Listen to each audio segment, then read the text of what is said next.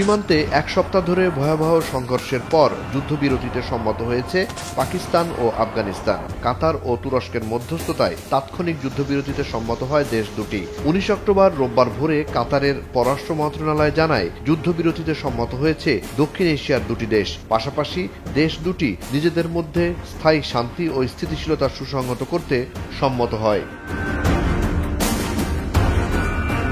দোহা জানায়, যুদ্ধবিরতির স্থায়িত্ব নিশ্চিত এবং নির্ভরযোগ্য ও টেকসই স্থিতিশীলতা বাস্তবায়নে আগামী দিনগুলিতে ধারাবাহিক বৈঠক করতেও সম্মত হয়েছে এ দুই দেশ। 2021 সালে কাবুলে তালেবান ক্ষমতা দখলের পর দক্ষিণ এশিয়ার এ দুই প্রতিবেশীর মধ্যে সবচেয়ে ভয়াবহ সহিংসতা হয় চলতি অক্টোবরে। এতে দুপক্ষের কয়েক ডজন নিহত এবং শত শত বেসামরিক নাগরিক আহত হন। পাকিস্তানের পররাষ্ট্র মন্ত্রণালয় জানায়, আফগানিস্তানের তালেবান নেতৃত্বের প্রতিনিধিদের সাথে আলোচনায় নেতৃত্ব দেন তাদের প্রতিরক্ষা মন্ত্রী খাজা মোহাম্মদ আসিফ।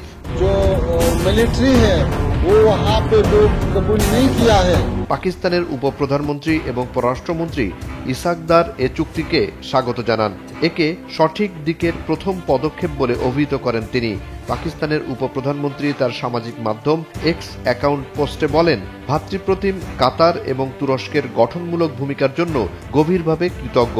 ইসাকদার আরও বলেন, আফগানিস্তানের মাটি থেকে পাকিস্তানের দিকে সন্ত্রাসবাদের হুমকি মোকাবেলায় তুরস্কের মধ্যস্থতায় পরবর্তী বৈঠকে একটি সুনির্দিষ্ট ও যাচাইযোগ্য পর্যবেক্ষণ ব্যবস্থা প্রতিষ্ঠায় আমরা অধীর আগ্রহে অপেক্ষায় আছি। তাই প্রাণহানি রোধে সব প্রচেষ্টাই গুরুত্বপূর্ণ।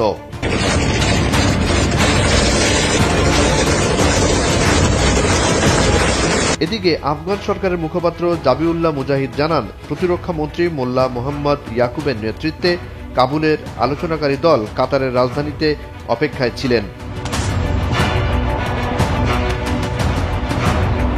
এক সময়ের মিত্র তালেবানের সাথে মতবিরোধ শুরু হয় বিতর্কিত 2600 কিলোমিটার সীমান্তে পাকিস্তানের চোরাগুপ্তা হামলার শিকার হয়ে। তেহরিক ই তালেবান পাকিস্তান টিটিপির বিচ্ছিন্নতাবাদীরা চোরাগুপ্তা হামলা চালিয়ে হত্যা করে পাকিস্তানের নিরাপত্তা বাহিনীর সদস্যদের।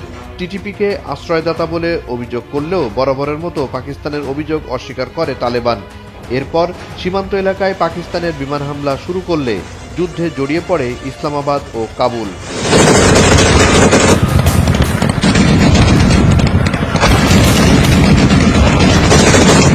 পাকিস্তান আফগানিস্তান সংঘর্ষকে ঘিরে এশিয়ার রাজনীতিতে লক্ষ্য করা গেছে নয়া মেরুকরণ।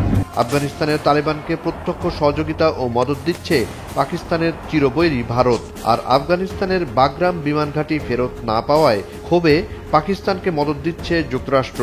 তবে যুদ্ধের বিস্তৃতি ও লাগাম টেনে ধরতে তৃতীয় পক্ষ হিসেবে আবির্ভূত হয়েছে কাতার ও তুরস্ক, এবং অপরটি সামরিক দিক দিয়ে শক্তিশালী মুসলিম দেশ দুটি এমন যুদ্ধবিরতির মাধ্যমে তৈরি করতে চাইছে একটা বলয়, যাতে হাতে রাখা যায় পারমাণবিক ক্ষমতাধর পাকিস্তানের মতো সামরিক শক্তিশালী এবং আফগানিস্তানের মতো যুদ্ধবাজ দেশকে।